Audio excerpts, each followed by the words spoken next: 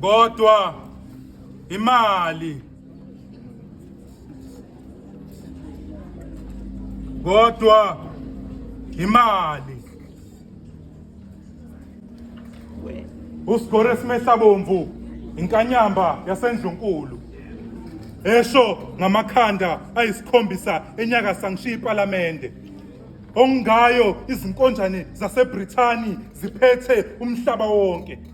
Uzishaya samvu etendeni labangcwele. Umudle imali yakhe esipotini.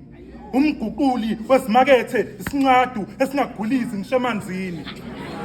Uklebo omdala. Amadoda kade kayibhodla igazi ngenxa yakhe.